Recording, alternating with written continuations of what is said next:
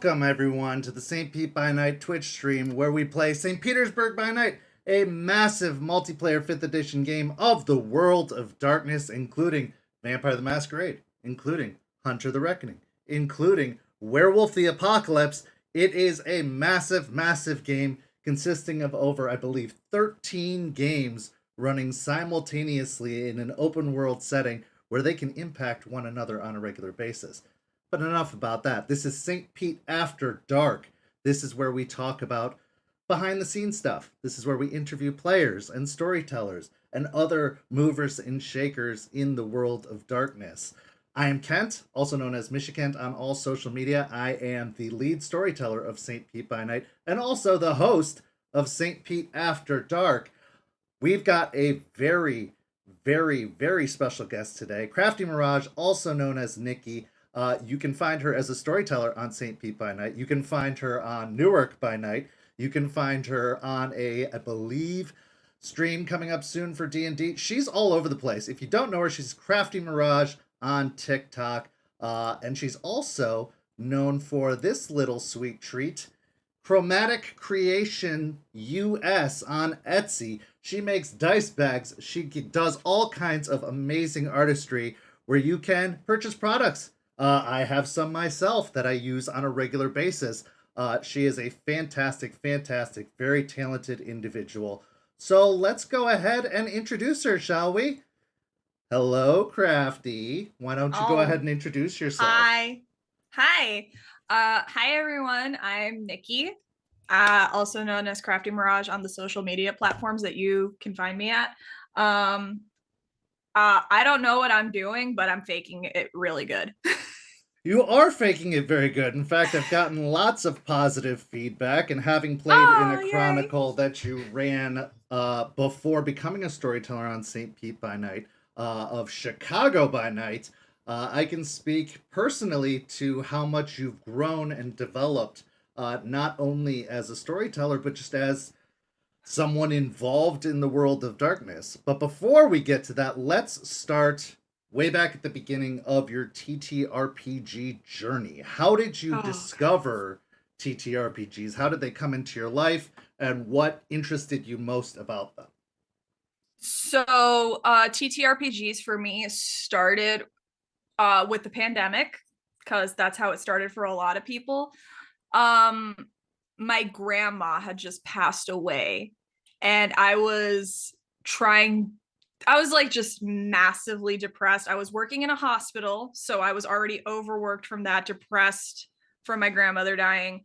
And then there was one day I was just insomnia. I couldn't sleep. So I'm just scrolling on YouTube and I find a specific D&D Twitch show that a lot of people watch and has a show on Amazon, Critical Role. And for the first time in like months, I actually laughed at something that happened in the campaign 2, I think it was, that they were doing with that's something Molly Mock did. But it made me laugh. I started watching, and then I started getting into D&D. And I'm just like, wait, people actually role play in D&D. It's not just some guy being like, I'm going to attack this, I'm going to sleep with this. So like the role play aspect, knowing that people actually role play, got me more into it. And then I got into D&D TikTok to plug my dice bags, actually. And instead of making my account about just my bags, I ended up starting to cosplay. And then it turned into all of this fucking shit. And I don't know how I got here. And what appealed to you most about Critical Role? Like, what really stood out about that made you such a fan? I liked the dynamic of a bunch of people together playing these characters and telling a story together. You like, if you like know me, which you do, you know me very well. If anyone knows me at all, I'd give zero shits about like the combat or anything like that. I'm a person who loves a good story.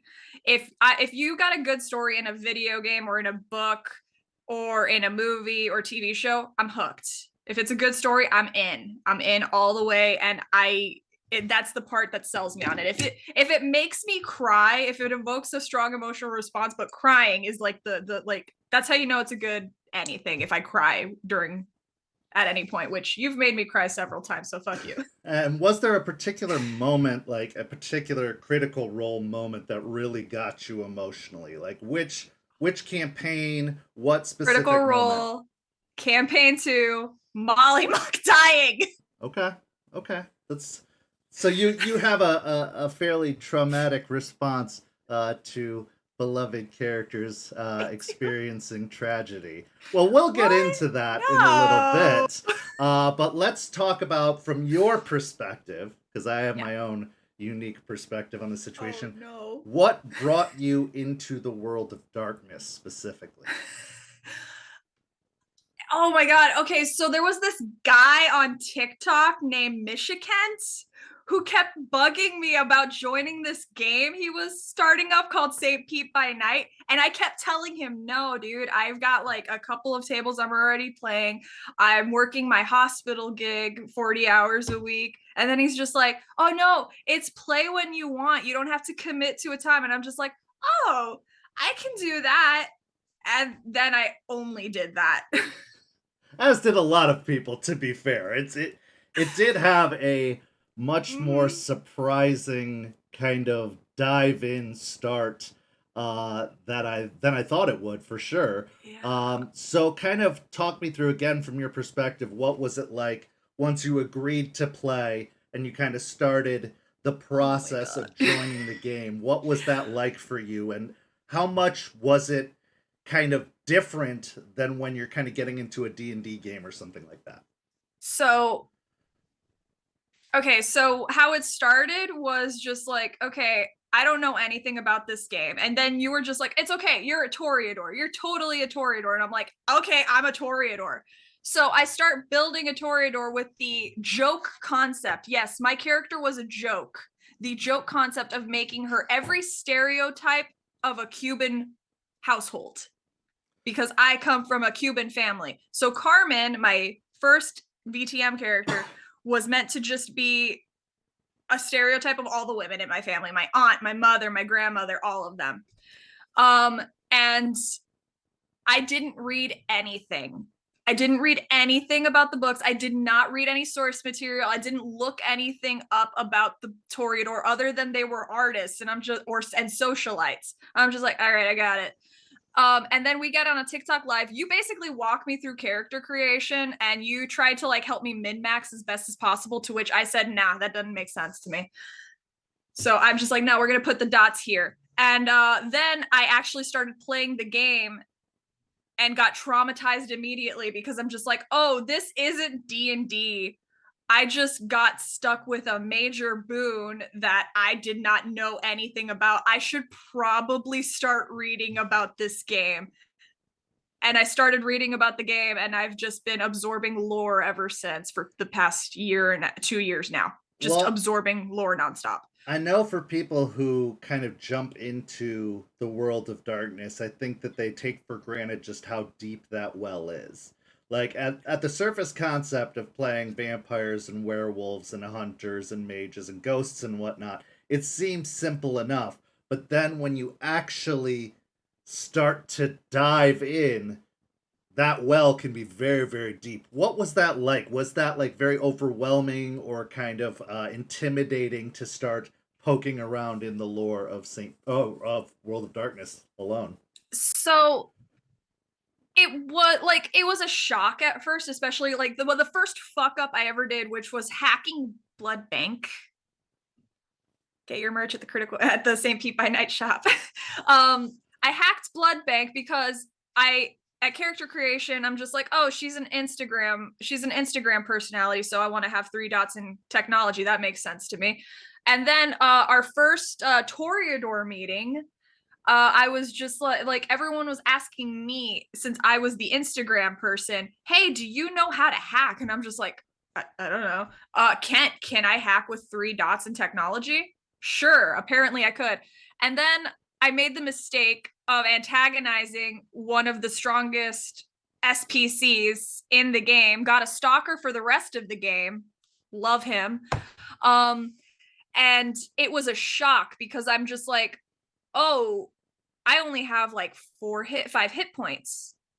I can die. There's no coming back from being ashed. I just made a mistake that could get me killed. And I was making several mistakes because I knew nothing that could get me killed. And Kent was being extremely generous with my character at the beginning. I'm going to stress that because I should have been killed immediately.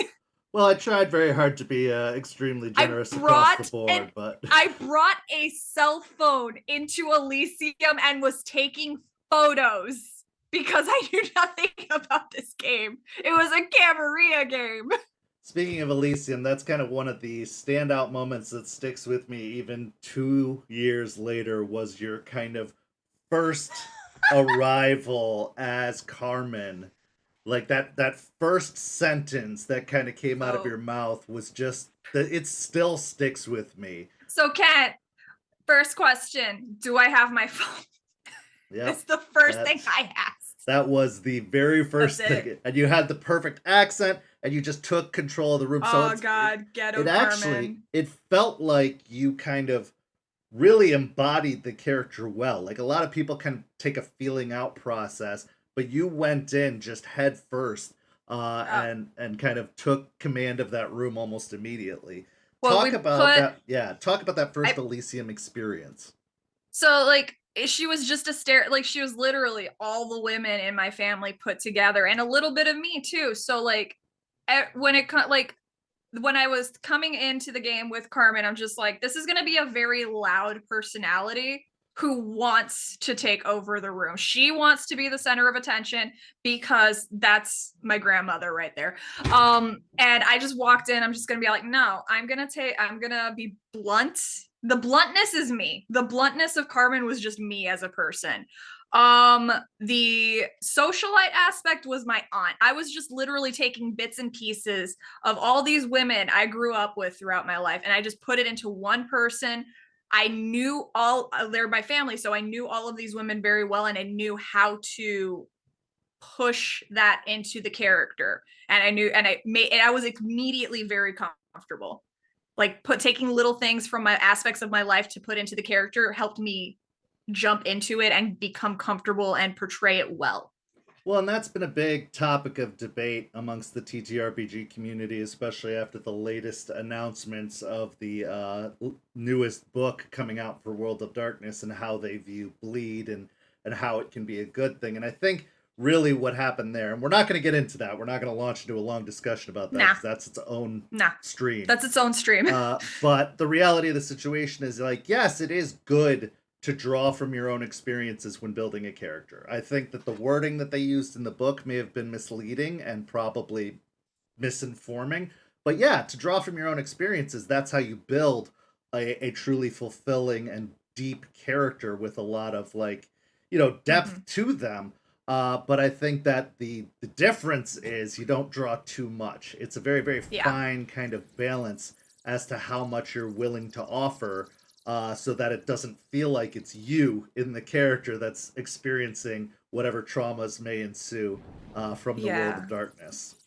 Especially when I fully because I didn't know the game, and were very open about how easy it was to just die, and that there was no revivify, nothing like that. You're dead. Your character dies. You're dead. So I made Carmen with the anticipation of it being my throwaway character, right? And she never got thrown away.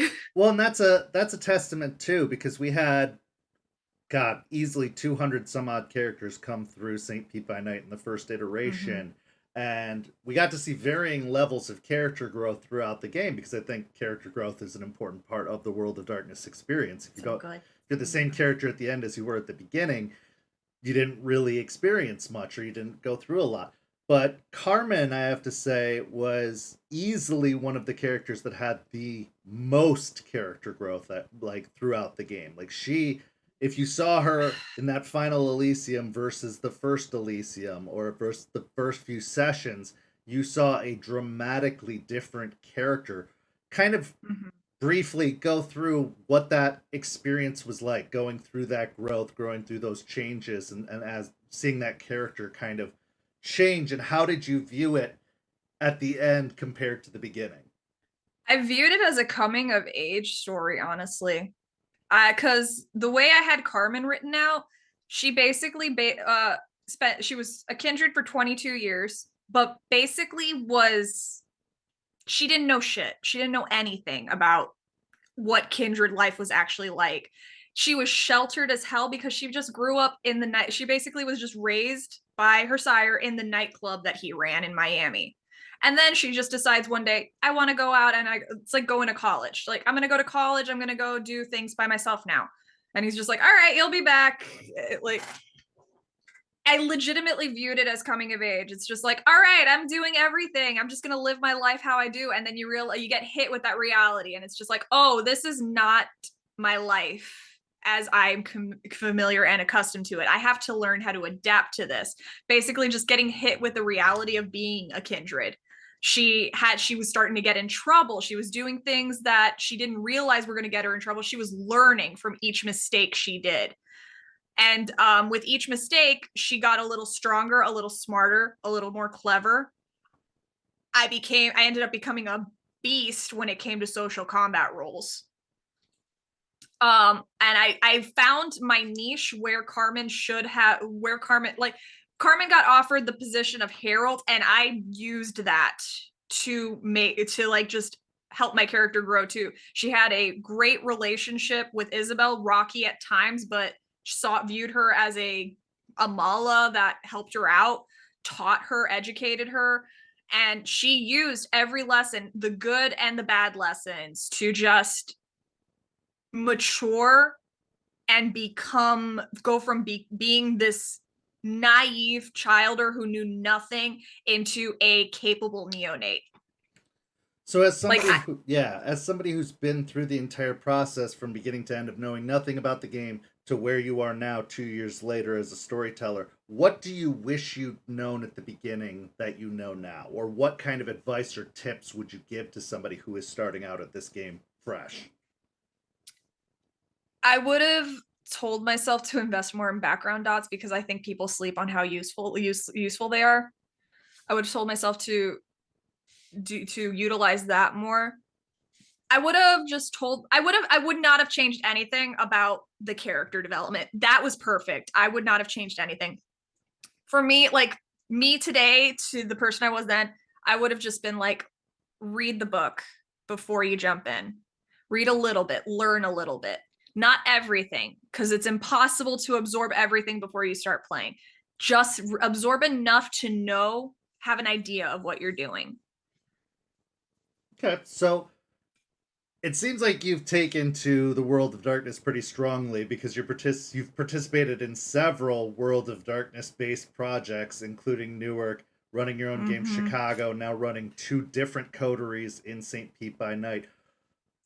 Would you say that the World of Darkness or Vampire the Masquerade, how does it rank on your list of TTRPGs in terms of favorites? So this is what you usually want me to say. I love World of Darkness more. It's number 1 for me. I love the drama. I love the intrigue. I love all of that. That's what I live for. I still adore D&D. D&D has a very special place in my heart, but that's what I play to wind down from this.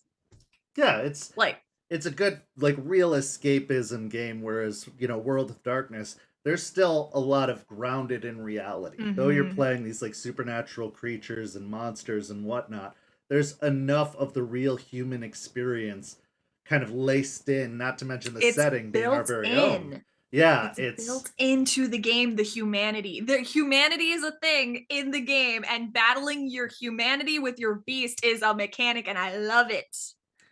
What was the hardest part of the World of Darkness system for you to learn? What did you struggle with most, kind of getting under your belt and kind of adding to your toolkit? It's still combat. I still struggle with combat. That's the one gripe I have with World of Darkness. Their combat system is a little complicated if you're not used to it. I struggle. I'm one of those people that I can read something 50 times, but until I actually get practice in doing it, That's why I didn't read anything when I started this game. If I don't practice, I learn through practice. And if I don't practice it, I have a hard time retaining it. And what would you say was your favorite kind of part of this system? What do you like most about the World of Darkness system versus like a D&D or other games? I like the social combat system. I like how role play can be just as deadly as actual physical combat. It's just insane how it's honestly more deadly than physical combat, because if you had five, let's say you had 5 health boxes on your vampire, 4 of those are ag damage. You basically can heal that in 4 nights. Willpower damage, though, that takes time, that takes resources. That is more dangerous to lose that willpower than it is to lose your health. Yeah, it absolutely is, is especially when you get hard. into aggravated willpower damage specifically. It can be a process, and I made it especially difficult in St. Pete by Night because we had so many different players going on. There was a lot to manage, so it was kind of an even more intense process to get that aggravated willpower damage back. And you had to do it on more than one occasion. Yep. So Al's great, guys. So what are some of your favorite moments from the first iteration of the game? Because you were there day one all the way to the last Elysium, the last event of St. Pete by Night, at least in the first iteration. What were some of your favorite moments and kind of what was going through your head in those situations? So one of my favorite moments is the first Elysium with Al. Because you would have, if you knew how I was reacting. I threw a chair, Kent.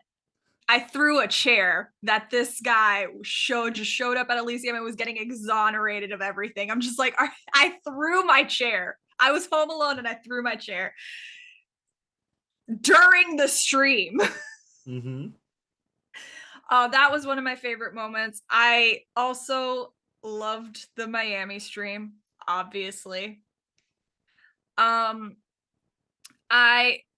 There was also this there was a lot of stuff in the background that a lot of people didn't get to see. And one of my favorite things that I was able to do during this was gain a humanity. I spent 4 months and I loved every moment of it because I felt like I was working towards something. It was hard. I was having to constantly show in RP how I was upholding a conviction that I was about to take, and knowing that just a single roll one way could make all that work pointless. And that was amazing. I also loved my last scene with Isabel. My last scene with Isabel was just great.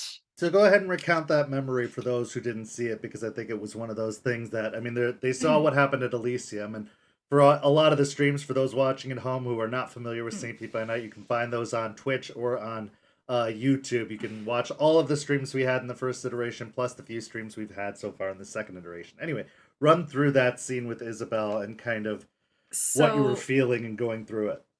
So Isabel had been succumbing to the beckoning and was slowly deteriorating before our eyes. And there was a elixir that they had crafted for her. It worked once and we were going to try it again. And I was trusted to take it to her without supervision. First mistake they did. I'm just like, really? Okay. I literally held the fate of the city in my hand for an entire night. I'm just like, I could kill her right now. I could just kill her right now. I had a plan to kill her at some point, but I didn't do it. But I walk into her penthouse by myself, no supervision, no weapons, nothing. She was about to eat me. She was going to diablerize me. I pop on, just look at her in the face and say, listen, you're better than this. I'm going to need you to like rein it in so we can talk like fucking adults, Isabel. I stopped coddling her. I talked to her not as a prince, but as a person. And that's the part I loved the most. She was being very woe was me the entire scene. Just saying, like, second guessing every decision she had been making, pretty much. And me just standing there and just being like, listen, you're not done. You are not done. You still have, you're going to drink that elixir because you still have to decide who inherits this mess you created. I didn't even call it a goal. I called it a mess. I called it a burden. I told her, you have to decide who is going to take this burden that you have created, and then they have to carry that weight. That is the last thing you have to do before you are even allowed to leave. I was just real with her the entire time. Are there any moments you wish you could do over from the first iteration? Is there anything you wish you could have changed the way you'd handled it, or would have done it differently if you could do it again? I would have when I was asked to hack Blood Bank, I would have asked for something. I should have asked for something because I didn't realize how much of an advantage I had over the rest of the Toreador being able to hack. Because it's not a Toreador thing to do, being a computer whiz. Often, and no. And in hindsight, I'm just like, I could have just utilized that ability to basically make that clan give me things. They want to find out so much about who's posting on Blood Bank. All right, what are you offering me in return? Because at the end of the day, this is not a game where kindness pays off. Kindness is actually it hurts you more. And I learned that as Carmen. Because I lost more being generous than I gained the entire game. I sat at 1 dot of resources the entire game because I was being nice. And that was one example of Bleed where the player wanted to be nice to the other player. Yeah. And I just like, I don't regret being nice. I don't regret being nice. I don't regret being nice at all. I just wish I had thought in hindsight, utilize this advantage for your character to help her gain something. So, as always on After Dark, if you have any questions for our dear guest, Crafty Mirage, feel free to ask them in the Twitch chat. We are monitoring the chat as we go. So if you have any questions, feel free to submit them there and we'll ask them on the stream here. But my next question would be, was there a particular moment or what was kind of the process that made you decide, not only did you want to continue playing in this, but you wanted to try your hand at storytelling? What kind of drove you to wanting to try that? Because it's a big undertaking. It was a culmination of things. So it was like a very long process. At first, I didn't want to become a storyteller. I just wanted to play because it's just like being a storyteller seems stressful, yada yada. But then like there would be conversations from like some of the OG players that we would have in voice chats on the Discord where we would be talking to new players, telling them about the server and just talking about our experience in the game. And a lot of the OG players said like a similar thing where it's just like, I wish we had someone who had been like, because we knew that Kent was busy, but we wish we had a storyteller who could kind of held our hands and like explain things to us a little bit better and like a tutorial mode storyteller. And that's kind of where like I kind of got the idea and the inspiration, like I could do that. So like Kindred Con came around and we were all just hanging out and I had started talking to you about just being like, you know, I would love to one day potentially be a storyteller that mainly focuses on people who have never played this game before, because I feel like they need that little bit of extra attention, that holding of hands sort of deal. And then I went ahead and started storytelling on a off server to practice because I had never storytelled before. I wanted to make sure I knew my stuff. So that's why I had Kent as one of my players, because I'm just like, I want you there to tell me what I'm doing wrong and what I'm doing right. I want you to be able to tell me, to help me learn and grow and do this better. So it was all just it was literally just a way, like this whole thing was a process of me wanting to just give back to this community and help you and the other storytellers out. And how much experience did you have running games before deciding to become a storyteller? Had you been a dungeon master? Had you kind of run any other TTRPGs prior to becoming a storyteller on St. Pete? And what was that like? I ran I ran 2 chapters of Wild Beyond the Witchlight before, and I ran a couple of one shots. That's it. It's And really a testament to, you don't need to have any experience to just run a game. You just have to you just have to want to do it. no, you have to have a clever idea. You have to have a good idea. You have to have kind of a concept of story and an ability to play multiple characters in a short period of time and to kind of just keep things going forward, keep things moving, know how to manage a table. And I think players learn those skills just by playing, honestly. Like Mhm. it's nothing that you have to do a lot of work on. It's something you can just learn if you pay attention. If you pay attention to the way, your other storytellers or game masters run a game, you can kind of pick up tips and tricks from that. But yeah, you absolutely don't have to have any experience to dive headlong into running games. What has been the biggest challenge for you in terms of storytelling, as opposed to just the world of darkness in general? What's kind of been something that you're hoping to improve on as in terms of being a storyteller? Adapting to my players' decisions, because like it's something that I'm still learning, and I know Barrett talked a little bit about it last week. Um, I never know what my players are gonna do. They're going to outsmart me. I know that. All of you. I see some of my players in the chat right now. You are going to outsmart me. One of my tables already has. Kent, as my player, has outsmarted me several times. And I have to learn to roll with those punches and just adapt and work on the story and not like, it's a critique that you've given me with Chicago. Don't pull the trigger too soon. I have to be patient, but I also have to learn how to adapt and bob and weave with all of the walls that you guys and like the inner like objects you're like, not object obstacles you're putting in my like in the path of what I had planned versus what I have to plan now. Well, and that I think is still one of the biggest pitfalls. I mean, I struggle with it even myself as a storyteller, where you get an idea, a really, really good, fun concept or idea, and you're so excited for it. That excitement is building in you that you don't have the patience to just hold back, to say, it's Mm-hmm. not the time. I've got to look for a good moment to bring this thing into play. You can just, shoot from the hip and bring it into play, and that often becomes problematic because it can completely change the dynamic of a game. If Yeah. you have a good idea, if you have a clever concept, hold on to it. Maybe this isn't the game for it. Maybe this isn't like it's not wasted.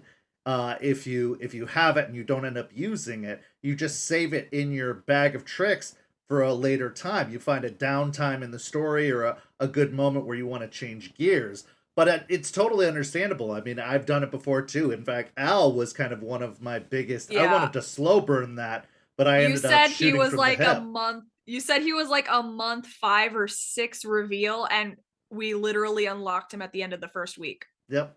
Yeah, he came in and that whole storyline progressed way faster than I had expected it to. But it was because I was so excited about this concept that I wanted to I I don't started blame it you. too early. I don't And blame you. luckily it ended up lasting, but it's one of those things where if you burn through all your good ideas too soon, the game's gonna go too quick and it might make players feel a little bit of whiplash in the speed of how the story is going, or Yeah. while we're pursuing this story and then this other story comes crashing in, it can really kind of throw off and disjoint a game. So pacing is a big part of it. We've got a question from Cole who says, what do you feel has been the cleverest move or maneuver you've seen another player make? This I can actually, it's very recent because it happened at my Camarilla table, which isn't being streamed, so I can talk about it without ruining any potential streams coming up. I have a La Sombra character in my Camarilla coterie table. And this, I was just so blown away and impressed. I wasn't even mad about it. Like, that's how clever it was. I was just proud as an ST when that happened. She's playing Alessandra. She's never played the game before, my player. But you can tell she put in a lot of work with her backstory and her stat sheet. She wrote me a 15-page backstory, and that was just leading up to the embrace. But there was a ghoul at this art gallery where they were supposed to acquire a painting that the prince's former child had painted for the previous prince, Isabel. So they're going to acquire, and they find out that there's a ghoul for another kindred in that gallery. She sees that the ghoul is about to make a phone call. And instead of making a scene or doing anything, she just casually walks over to stand beside the ghoul, observing some art on the wall and used her oblivion to what's the word? Interfere with the cell phone strength, with the cell phone signal. She couldn't get a call out. She's trying to call her Dometer, and she can't because she's not realizing that there is a La Sombra standing right next to her. And I'm just like, that was so good. And the entire table loved that move. They were just like, that is so good. Yeah, and that's a clever way of turning a negative into a positive, because that's supposed to be a clan bane that's supposed to work against the character, and yet in good circumstances you can possibly take that, that ability or that opportunity and use it as a positive. Another example is Nosferatu is using their ugliness for the purposes of intimidation versus persuasion. Gee, I wonder who does that. I'm just saying. But there are ways to turn flaws into a positive, and that's one of the things that I love about the World of Darkness system as a whole, is the fact that they really do weigh heavily on these are drawbacks, these are negatives. Like there's all these different ways you can build your character, but experienced and clever players, or even not experienced players, if they see something, you just find out a way to incorporate it in a positive way. And it can change the entire course of a game. Yeah, absolutely. Or an entire course of a scene. So what has come easiest to you as a storyteller? What do you feel is like your groove, your most comfortable kind of trait or feature as a storyteller? Do you know those like conspiracy boards that people have, like the red string on and are connecting everyone to each other? I'm good at that. I'm good at connecting people to each other to make them more invested in each other and the story as a whole. Like when I was working on Chicago, I didn't get to touch on a lot of it because of how the story progressed, but I had connections between all of the characters at that table. You shared a touchstone with an SPC, which you found out at the end of the game. That same SPC, like that same touchstone, was in a relationship with one of another person's touchstone's gang, and also an undercover CIA agent that was supposed to be the first seeds of the Second Inquisition. I'm good at like finding ways to connect people to each other. No, that's make them more fantastic. invested as and a group. It gives more to the story. Like we only kind of scratched the surface of those relationships, and we really only found out even any about it at the very, very end of the game. And I think that that's another thing that kind of sets the World of Darkness apart from a lot of other games, is the fact that the whole story might not even be told. They might not ever find out everything. Like there's so many different kind of avenues for story in just the way the mechanics build the characters, with the concept of touchstones and convictions and all those background dots. Like you can create all of these strings, as you put it, that can go a variety of directions, and you might not even ever touch on them, but just having them is beneficial. So you're running 2 games currently, one of them which will be airing on Twitch and on YouTube in the next few weeks here.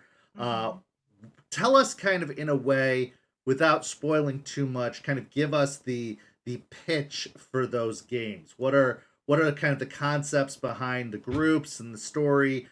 Again, without giving too much away, kind of give your sales pitch on those two games.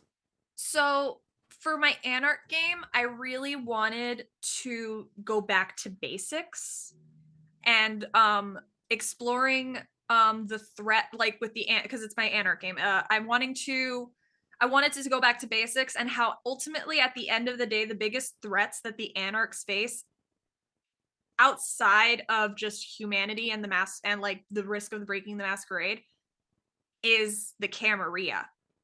And while yes, a lot of Anarchs are just like 100% fighting against the Camarilla, the St. Pete Anarchs are not that.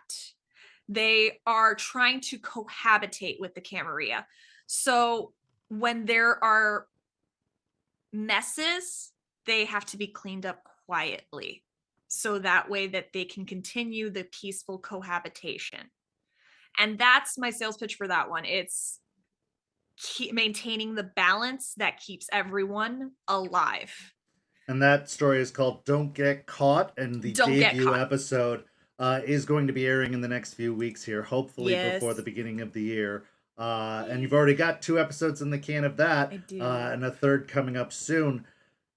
Tell me about that coterie. Tell me about that particular group and how they've kind of settled in. Because you are working with a vast variety of experience. You're working with several players from several different walks of life that kind of came together. As is a lot of coteries in the game that we're currently running, they kind of came together because of the server. And so you've got people who don't necessarily have a lot of experience with each other. Kind of tell me about that coterie and kind of how they've gelled and how they've come together, and maybe a little bit about the characters. The coterie, like players themselves, are gelling so well. I only hate that we have to only do 2-hour sessions because one of our players is in France, in Europe. So like I limit it specifically so he's not up till like 3 a.m. But the players are collaborate so well together. It's like they've been playing together for a long time. I'm amazed by it. The characters themselves, we've got a runaway Ventru, we've got a streetwise Nosferatu, we've got a mariner gangrel with aspirations of being fancier than he actually is, and we've got an activist Bruja. And they theoretically, none of these characters should go together, but they've been brought together through the various connections of the Baron of that location, Sebastian. And it's just like it's working. They're working so well together. They have a good balance. Like all of their abilities are kind of balancing each other out very well. The only thing that they lack though is foresight. They have no way, there's no aspects within that group at all, and it's actually interesting. Yeah, and that's really tough. It's hard to cover all of the bases in the World of Darkness because again, there are so many different layers, there are so many different abilities. You kind of have to accept, at least in a regularly sized group, that there might be something lacking, and finding creative or clever ways to work around those deficiencies to try and using the resources around you to work around the things that might be holding you back. Give us the kind of the thesis statement or the pitch about the Camarilla game, as well as the question about that group and the players and characters. So when I view the Camarilla, I view it as an old entity that fully expects the youth to clean up their messes while they continue to sit at their lofty height. So with the Camarilla game, I really wanted the players coming in who didn't get a chance to really play Camarilla or who haven't played in the game at all to have a chance to experience the old iteration. And that's why it's called Mementos. This coterie got put together to retrieve items that were stolen from the late prince the night she succumbed to the beckoning. Her handmaidens robbed her penthouse, and not everyone knows exactly what I know what kind of stuff Isabel had up there, but not everyone did. And some of those things pretty threatening to just not just the masquerade, but kindred society, St. Pete itself, and potentially the state. But I want them to experience the knowledge that like it's just an inevitability. Like the youth inherits everything, including the mistakes and messes of the previous generations. Well, and that's kind of the danger of the beckoning taking a high-ranking elder away. Is like, how worried are they about wrapping everything up and making sure things stay, because they're They're walking away not. to basically a death sentence, and they're not really having a choice in the matter. It's kind of something that's thrust upon them, to have to leave like that. So it is kind of like, what is the after effects or the aftershock of their departure, and how sudden is it? If they don't have the time to kind of tie up all their loose ends and make sure their affairs are in order, it does fall on the young to kind of deal with that. And I think that's been a big thing about 5th edition World of Darkness and Vampire the Masquerade specifically, is the focus is primarily on the young. It is primarily on the youngest of the kindred, and having to deal with this world where the elders are gone or leaving, and now they're having to kind of inherit all of the responsibilities and drawbacks of being part of the Camarilla or the Anarchs. And so I think that's a very, very fascinating story. And I think there's going to be a lot of very interesting things coming out of that. With that one, I will say that the biggest threat is a mistake that a player made in the last iteration that never went away. Yeah. So, Tumultus asks, in the last iteration of the game, what SPC and what player character scared you the most? The SPC that scared me the most was Hush. Hush is terrifying. I ain't touching that with a 10-foot pole. So for Like, those that are unaware, Hush was the scourge of the city. He was the second scourge that was brought in to the city, and he was, or is, because he is still in the current iteration of the game. He is a La Sombra that is particularly old and particularly powerful. I don't want to give too many details, as there are still things to be found out. I'm But using him. he was definitely one of the more terrifying NPCs for the purposes of keeping order within the city. What was it about Hush that scared you the most?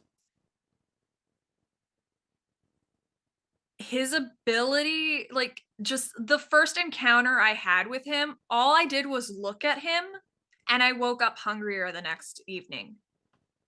That, oh, also, I watched him take out Gabriel effortlessly.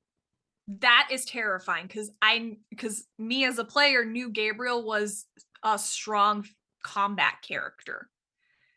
And this Scourge took him out like he was a fledgling. Put him into torpor, nothing. No effort at all. And it was scary. So the second part of the question, what player character scares you the most? Player character. Oh my god, that one's a tough one.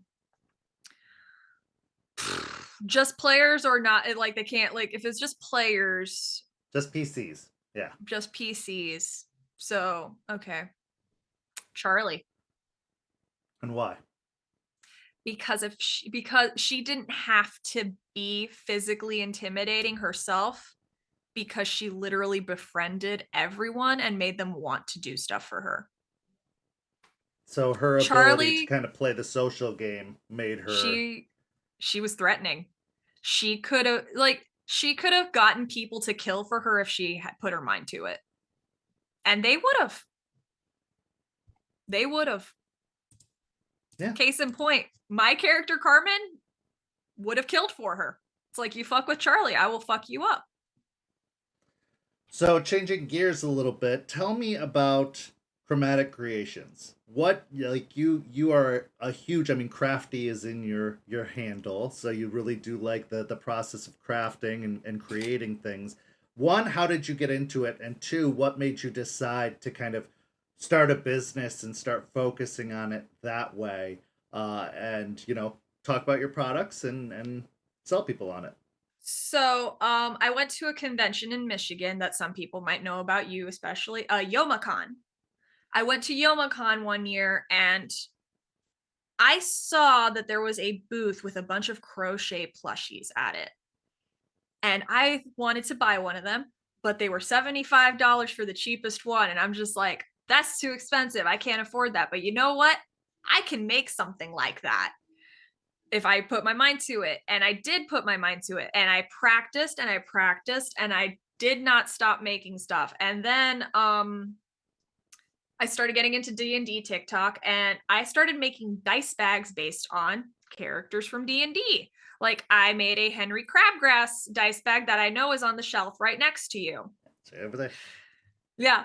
I made dice bags based on Critical Role characters. And then I started making dice bags for VTM. Like this is one of my basic ones right here. That's just basic red, black lining. And then I'm like, I can make dice that are based around people's character concepts, theme them. Like right now, I'm working on this one for Alicia and her ministry character. She wants it to be black on the outside with like this green edging and the inside gold. So I've been like, I kind of just capture, like I talk to the player, I capture their character's aesthetic, and I put it into a bag that kind of represents the character and who they are. They've come with trauma notes in the past that the storytellers themselves write, and they are very good for stimming from what I've been told because they are very soft. And I know for a fact that several players on the server are constantly just playing with them during a tense scene. Well, and I've got two of your bags right here. One, the owl bag that you gave me, that's got the charms, which everybody should consider getting. There's charms. It's cursed. Those but are also, cursed. The inside here looks like shattered glass, as Al was and is a Malkavian. And one thing that I love about these bags is they're so durable. Like my primary bag, my storytelling bag, has traveled cross country. Like it's been thrown in luggage, it's been thrown in totes, it's gone all over this great nation of ours. Great in quotations. Tyler's has been to 6 states. Yeah, and they hold up. Like I don't see any fraying, I don't see any wear. It like they really do kind of maintain their shape. The ribbons don't lose any quality. They tie up really nicely. And they hold quite a lot of dice, and I think that you've made 45 bigger at my ones. smallest. Yeah, absolutely. And so for all the dice goblins out there, it is a worthwhile buy because you can fit a lot of those shiny clickety clackety math rocks into one bag. Go ahead. Yeah. So you can get a lot into a single bag, and they hold up. They withstand the test of time. So what got you into crocheting as a whole? What got you into this kind of this particular craft? It helped me with manage my anxiety because I fidget a lot when I'm anxious, and it's something that I can just even now I can just carry on a conversation and I can just talk to you and just have my hands doing something that helps me meditate a little bit.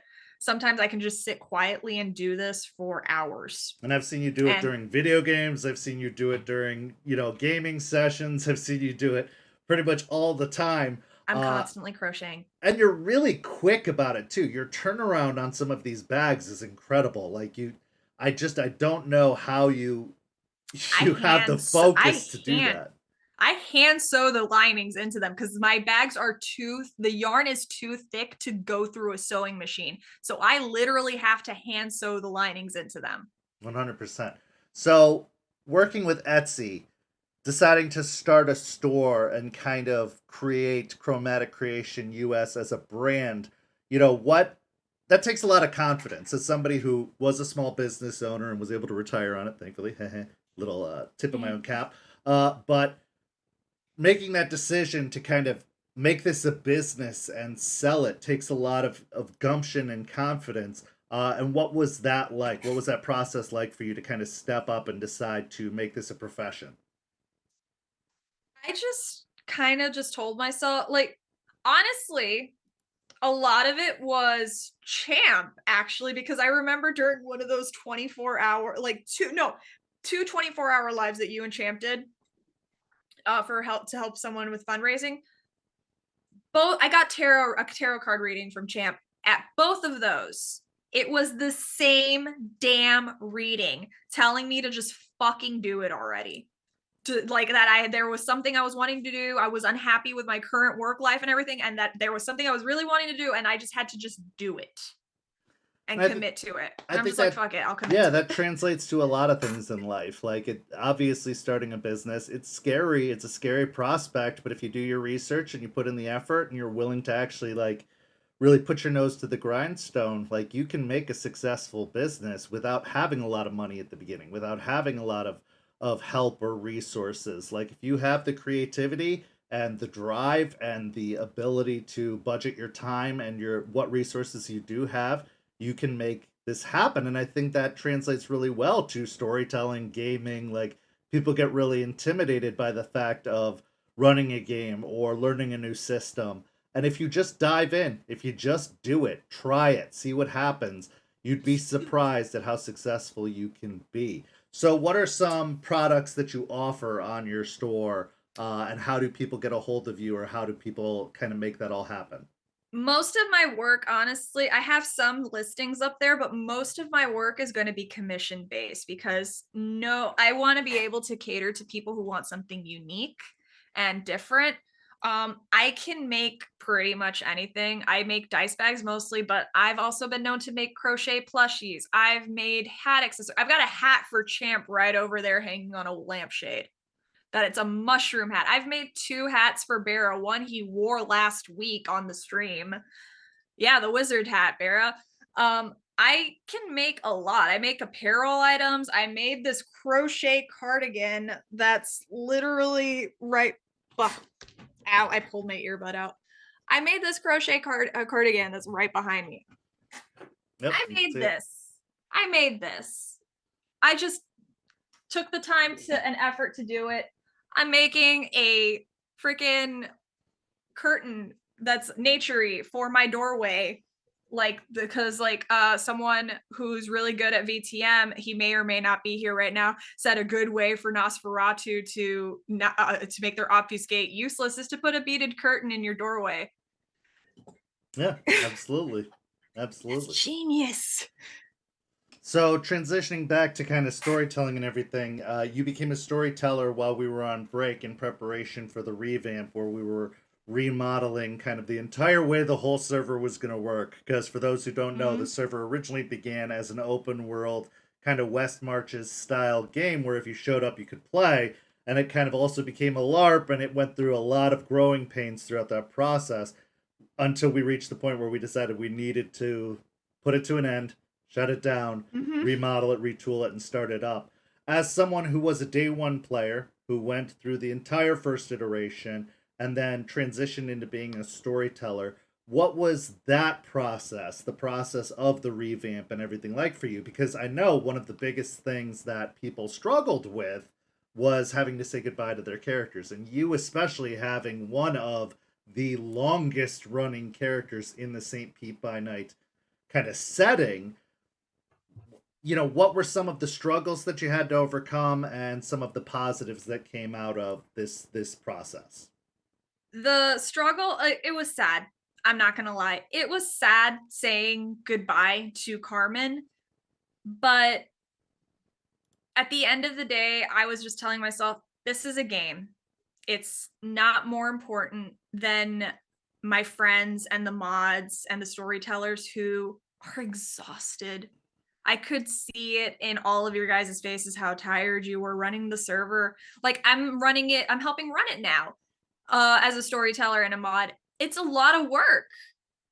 And there's more mods now than there were in the previous iteration, more storytellers and everything. That was more work, and there was less of you. I can't imagine how exhausting that must have been.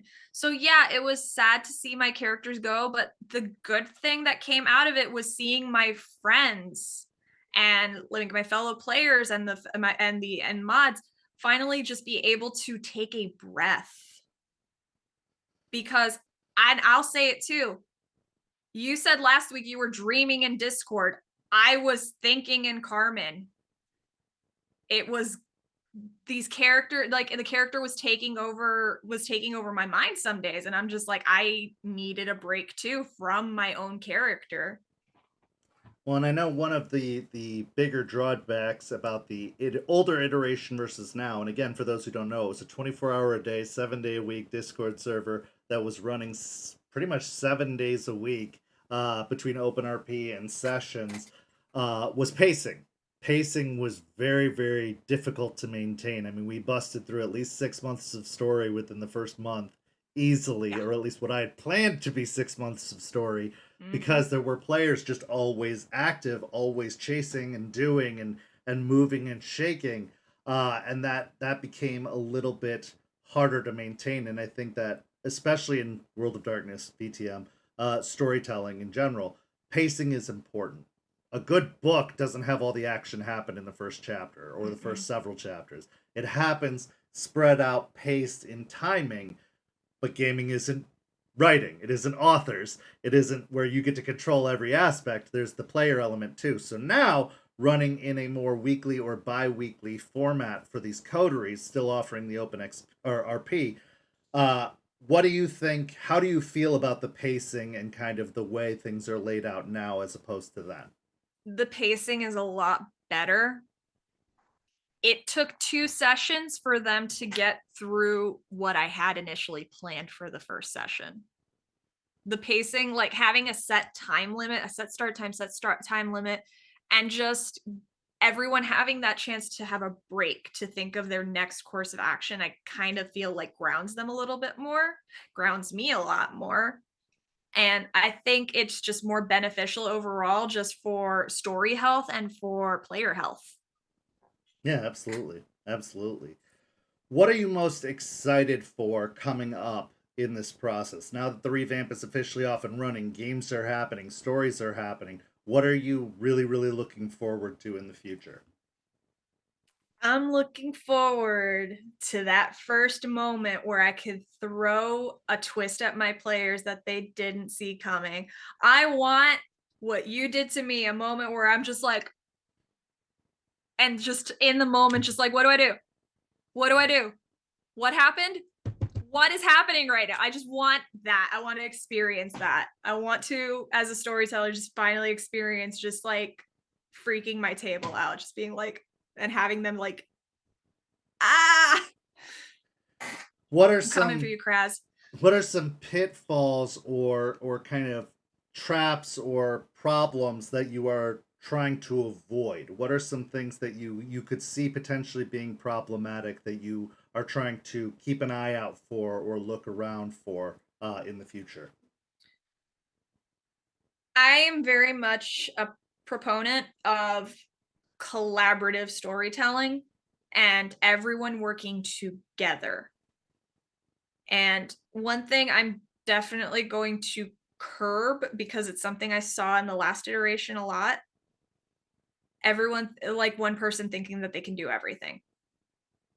I don't want that at my table personally. I want everyone to work together and utilize each other's strength and weaknesses to tell a better story together. Because, yes, at the end of the day, it's fun being the main character, but if you want to be the main character all the time, just write a book. Yeah, absolutely. When you can control the narrative, and there's nothing wrong with that either. There's nothing No. wrong with wanting to be, being invested and being excitable and, taking initiative on stuff. But it's one of those things that you really have to feel out at your table. You have to Mhm. offer space. There's a philosophy of step up, step back. Step up means when you need to, when you're called upon, when the moment is right to step up and kind of take charge of a situation or to keep the story focused or moving forward or progressing. That's your moment. But there's also the step back philosophy, which is stepping back and offering others a chance to have that moment, to be Mhm. the ones by asking, what does everybody think, or does anybody have any other ideas? Because in the gaming community as a whole, we have a wide variety of individuals, including tons and tons of neurospice all over the place, I and a big part of that is, some people get shy, some people get withdrawn. Some people aren't very outgoing. And so sometimes it's the opposite yeah, because of the neurospiciness. People are a little too upfront for like bull rushing ahead. I'm one of those people. I acknowledge that I am a loud personality, and I have learned to try to like rein myself in. yeah. It's a process, but if you identify it in yourself, it's easier to And it's manage also it. just knowing that everybody there is to have fun, not taking things Mm-hmm. too personally, giving your fellow players the room to say, hey, like maybe put the brakes on a little bit without being offended by that concept, or saying, like, hey, you need to speak up more. Like, communication in all things in life is so, so important. So being, open and communicating with your fellow players at your table, whether it's as the role of a storyteller or as a player, is paramount, because you don't know what other people are going through, and other people don't know what you're going through if you don't talk about it. Communicate. If you don't have the confidence to just say, like, hey, this rubbed me the wrong way, or I feel like I'm not getting my moment, or I feel like I'm taking too much time. Like, how do you guys feel about that? It's how you're going to ensure a long lasting game. It's how you're going to Mm-hmm. ensure that something is built to last, and that you are going to be meeting every week, and that you are going to be a part of this experience. Because if you do hold back too much, or if you don't say these things, that's where they fester and become these bigger issues that can lead to the death of a game. Mm-hmm. So I'm going to open myself up now to some feedback and critique from you, because you were one of the more active players in the first iteration. We've played a lot of games together, Yes, we a have. lot of sessions together. What do you think were some of the biggest critiques you would give about the St. Pete experience? That includes the previous iteration, the revamp process, and this new iteration of the game. What are some things that you think could be improved upon or changed?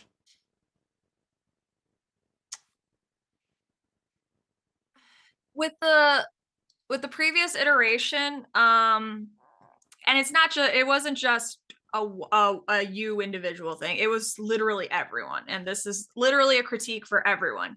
Spread the wealth. Spread the wealth. Like, spread the plot. There are people that are good at specific things across the board, and don't put yourself in a box either. Get to know people, get to know other individuals, because like, yeah, it's comfortable playing with the same people all the time, but you're also missing out on some potentially amazing moments with others. Spread the wealth, branch out. That was my biggest critique with the previous iteration. So you feel like um it's again that step up, step back philosophy of, like, yes. yes, we're all here having this experience, and while I might really, really want to be a part of every aspect of this particular storyline, maybe I should invite others in, or kind of allow for that step back mentality to allow people to also kind of have the same enjoyment and experience I'm having. Yeah. Okay. Yeah. What That was was Yeah, yeah, no that was it. what was your favorite, like, what's been your favorite parts of this whole process? What has this St. Pete experience meant to you as a whole? Like, not just in terms of in-game experience or anything like that, but for you, Nikki, the person, what The has this same community. The community. I love the community. I love having this server. I love that there is just a group of people at any given time that are extremely excited about a subject that we all love and we all get excited about, that we can talk for hours about a single piece of lore. Like, I love that. I love it so much. I love being able to just get to know people and get to meet people who also, across the entire globe, who also share this interest. That's amazing to me. Like, uh, that's one good thing that came out of the pandemic and is everyone. what would you tell people who are dragging their feet about joining, that might be watching these but not haven't quite joined in, or people who are sitting in tourist status on the server? What would you say to them to encourage them that it's a worthwhile decision to get involved? no, it's fun. It's worth it. Like, yeah, it's understandable being shy and being a little intimidated. It's a lot of people. We have a lot of people on the server. It's not a surprise. But just dip your toe. Just dip your toe. Start with maybe like a couple people, and if it gets too much, then you can step out. But just send a message every now and then, and like start talking to people, because like you never know when a storyteller is going to be ready to pick up another table. And if you start getting to know the people in the community, you can get a coterie together a lot quicker and get onto a table a lot faster. And Yeah, like, you're more even if likely to you, get picked up if people know you. Like that's one of the yeah, big things about this revamp is we're working with a lot of people we've never played with before, and we're definitely as storytellers going to be more hesitant to pick up people that we don't know. We don't know them. We can't get a feel for them or can't get a vibe on what kind of player they are. And so if you don't introduce yourself, if you don't put yourself out there, we don't know you. And so we're more yeah. likely to pick people that we know, people that we've seen around being active and being involved I and participating. like I was nervous when I first got my tables, because I'm just like, I don't know. Like, aside from like a couple of people, I'm like, I don't know these people. I don't know how we're gonna vibe. I don't know how we're gonna gel. And I love them. I love my tables. They're so great. They're so clever. I've got a like my Lassandra player never played before, and I am blown away by how clever they are. Just Absolutely. like, it's insane. Like, all this talent that I didn't realize was right there. No, It's intimidating absolutely. too. Now I'm intimidated on a whole different level. It's not the fact that I'm like, I don't know these people. It's like, damn, these are fucking amazing people. Yeah, 100%. Yeah, so to all the players out there, all the people out there that are watching or kind of stopping by, check us out. Come Yeah, visit. Come join the come Discord play. server. Come. You don't have to jump into a game right away. That's another beautiful thing about this community and this server is it's not a pressure to get into a game. If you don't have the time to commit, we're now offering one-shot opportunities for people who are not in Yay. games to kind of experience it for themselves and get a taste of it and get access to our OpenRP community before joining a table eventually. So you do get to kind of make your own schedule and still get that West Marches aspect that was really important to me of like knowing that scheduling is the bane of TTRPGs. It is the thing that makes games fall apart, makes communities fall apart. So if you don't have the time, that's no reason to not get involved and try it out for yourself. And our staff is around most of the day, most days. So you can ask questions. You can learn about the world of darkness. You don't even have to play in St. Pete to learn something from the server and to be a part of the community. You can just be someone who is interested in or curious about or passionate about the world of darkness and getting involved with that. So, as we bring things to a close tonight, is there anything that you would like to promote or to kind of any last words that you want to say before we put a button on this thing? Definitely periodically check our Twitch channel here. It's amazing. Do we have a dice giveaway tonight? I don't know, Mimic. We do not have a dice giveaway tonight. Okay, We're probably going to do one next week, though. next week. Um, I want to plug the game, like a couple of games. I'm in Newark by Night every other Monday on Basics of the Games Twitch channel. I play a Malkavian Feather. She's chaotic. I love her. I never re-roll messy crits. I like to plug the D&D game that I'm about to start DMing over on Dinner and a Games Twitch channel. It's going to be a Wild Beyond the Witchlight game. It's going to be Sundays at 12 p.m. Eastern every Sunday. And I just want more friends. So come to our server and come play with us, because I want to make more friends. This is the most friends I've ever had in my life. No, absolutely. And I can't speak highly enough about Nikki, you, No. and her business, which I'm going to promote one more time, ChromaticCreationUS. It's over on Yay. Etsy, etsy.com/ChromaticCreationUS, I believe is the URL. Soft dice bitch. But go check it out. The prices are affordable. The turnaround is great. Get in contact with Crafty about setting up a custom dice bag for a particular character or You can game or DM me on yep. Discord or on the Etsy itself. Absolutely. Or if you have a particular vibe you're going for, she can accommodate that as well. But Yes.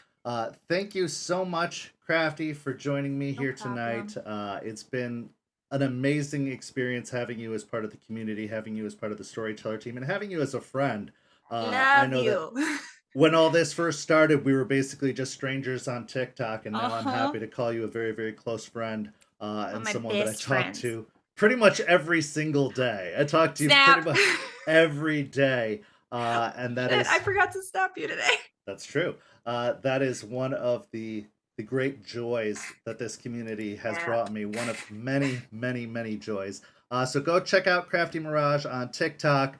Join the community and meet her personally, Yes, and come. potentially you could end up in one of her games. But go check Yay. out St. Pete by Night as well on Do all it. social media. You can see some of the links listed down below. But we're on Instagram, we're on X, we're on YouTube, we're on Discord, we're pretty much everywhere. So go check us Yeah. out.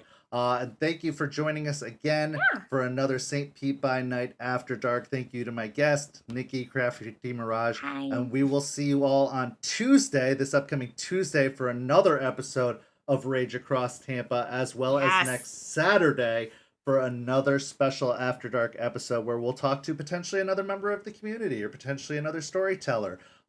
Who knows? It's always kind of a surprise on this thing. But look forward to seeing you guys then. Enjoy the rest of your evening, and fangs out. Ow.